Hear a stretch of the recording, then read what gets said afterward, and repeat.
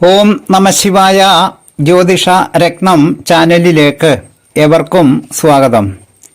ഈ വീഡിയോയിൽ മിഥുന ലഗ്ന ജാതകരുടെ ശുഭഗ്രഹങ്ങളെയും അശുഭ ഗ്രഹങ്ങളെയും കുറിച്ചും ആ ഗ്രഹങ്ങൾ ജാതകർക്ക് ശുഭ ഫലങ്ങളാണോ ദോഷ ഫലങ്ങളാണോ പ്രദാനം ചെയ്യുന്നതെന്നും ഏതേത് കാലങ്ങളിലാണ് അത് അനുഭവം ആകുന്നതെന്നും പറയുന്ന പുതിയ ഒരു വീഡിയോയിലേക്ക് ജ്യോതിഷ വിശ്വാസികളായ ഏവരെയും ഒരിക്കൽ കൂടി സഹർഷം സ്വാഗതം ചെയ്യുന്നു, ക്ഷണിക്കുന്നു. മിഥുന ലഗ്ന ജാതകർക്ക് 1-4 ഭാവങ്ങളുടെ അധിപനായ ബുധൻ ആണ് ലഗ്നാധിപൻ. 4-ാം ഭാവം കേന്ദ്ര ഭാവമാണ്. ബുധൻ ഒരു ശുഭഗ്രഹമാണ്.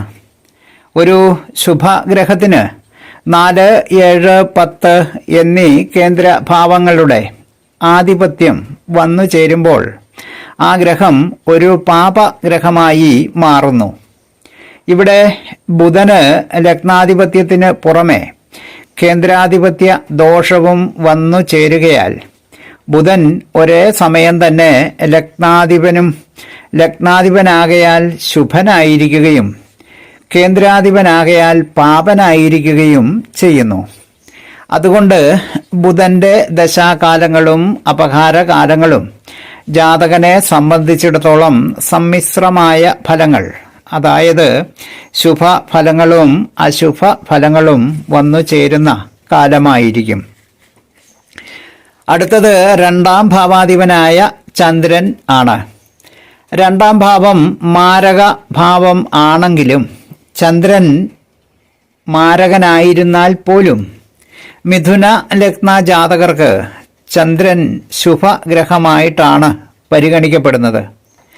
അതിനാൽ ചന്ദ്രന്റെ ദശാകാലങ്ങളും അപഹാരകാലങ്ങളും മിഥുന ലഗ്ന ജാതകരെ സംബന്ധിച്ചിടത്തോളം ശുഭത്വം നിറഞ്ഞ കാലങ്ങളായിരിക്കും.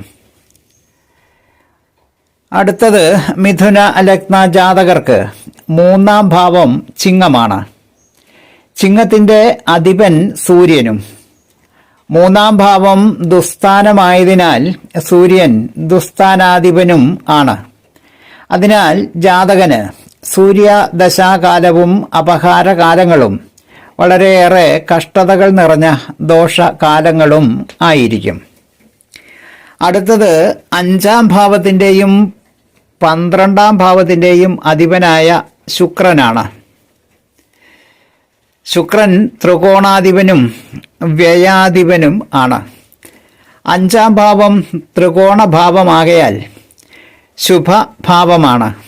എന്നാൽ 12-ാം ഭാവം വ്യയഭാവം ആയതിനാൽ ദുസ്ഥാനവും ആണ്. എന്നാൽ ശുക്രന് ത്രികോണാധിപത്യം വന്നു ചേരുകയും വ്യയാധിപത്യ ദോഷം കാര്യമായി പരിഗണിക്കേണ്ടതില്ല എന്നാണ് ആചാര്യ പക്ഷം. അതിനാൽ മിഥുന ലഗ്ന ജാതകർക്ക് ശുക്രൻ ശുഭഫലങ്ങൾ പ്രദാനം ചെയ്യുന്ന ഗ്രഹവും ശുക്രന്റെ ദശാ അപഹാര കാലങ്ങൾ ശുഭകാലങ്ങളും ആയിരിക്കും. അടുത്തത് 6, 11 ഭാവങ്ങളുടെ അധിപനായ ചൊവ്വയുടെ കാര്യമാണ്. 6 ദുസ്ഥാനമാണ്. 11 എന്നത് മാരക ഭാവവും. അതിനാൽ ദുസ്ഥാനാധിപനും മാരകനുമായ ചൊവ്വ മിഥുന ലഗ്ന ജാതകർക്ക് കടുത്ത പാപൻ തന്നെയാണ്. അതിനാൽ ചൊവ്വയുടെ ദശാകാലങ്ങളും അപഹാരകാലങ്ങളും ജാതകനെ സംബന്ധിച്ചിടത്തോളം ദോഷപ്രദങ്ങളായ കാലങ്ങൾ ആയിരിക്കും. അടുത്തത് 7, 10 എന്നീ ഭാവങ്ങളുടെ അധിപനായ വ്യാഴമാണ്. 7-ാം ഭാവവും 10-ാം ഭാവവും കേന്ദ്ര ഭാവങ്ങളാണ്.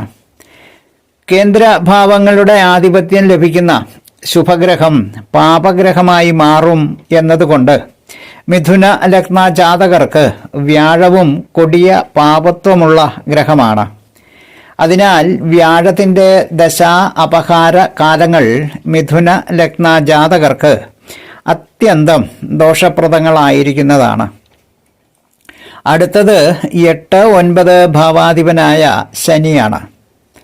8 എന്നത് അഷ്ടമഭാവവും ശനി അഷ്ടമാധിപനും. അതേസമയം തന്നെ 9ാം ഭാവാധിപത്യം ലഭിച്ചിരിക്കുന്നതിനാൽ ത്രികോണാധിപനും ശുഭനും ആണ്.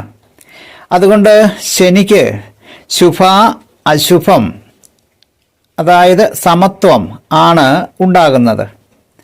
അതിനാൽ ശനിയുടെ ദശാകാലങ്ങളും അപഹാരകാലങ്ങളും ജാതകനെ സംബന്ധിച്ച് ശുഭ അശുഭ അനുഭവങ്ങൾ മിശ്രങ്ങളായി അനുഭവമാകുന്ന നാളുകൾ ആയിരിക്കും.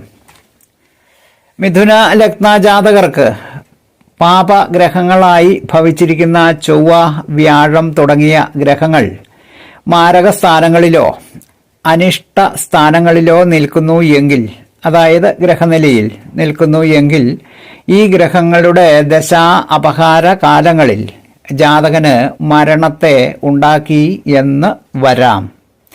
പൊതുവെ പറയുമ്പോൾ ചൊവ്വ, വ്യാഴം, സൂര്യൻ എന്നീ ഗ്രഹങ്ങൾ പാപഗ്രഹങ്ങളും ത്രികോണാധിപനായ ശുക്രൻ മാത്രം ശുഭഗ്രഹവും ആണ്. അതുകൊണ്ട് ശുക്രന്റെ ദശ അപഹാര കാലങ്ങൾ ശുഭകാലങ്ങളും ചൊവ്വ, വ്യാഴം, സൂര്യൻ എന്നീ ഗ്രഹങ്ങളുടെ ദശ അപഹാര കാലങ്ങൾ അശുഭ കാലങ്ങളും ആയിരിക്കും. മിഥുന ലഗ്ന ജാതകരുടെ ശുഭ ഗ്രഹങ്ങളെയും അശുഭ ഗ്രഹങ്ങളെയും കുറിച്ച് പറഞ്ഞ വീഡിയോ ശ്രദ്ധിച്ച എല്ലാവർക്കും നന്ദി, നമസ്കാരം.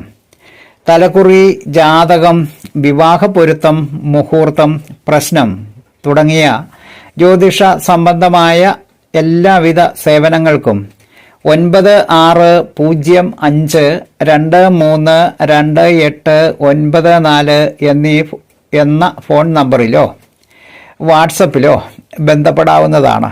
സ്നേഹപൂർവം മോഹനൻ ജ്യോത്സ്യർ, ജ്യോതിഷ ആചാര്യ. ഓം നമഃ ശിവായ.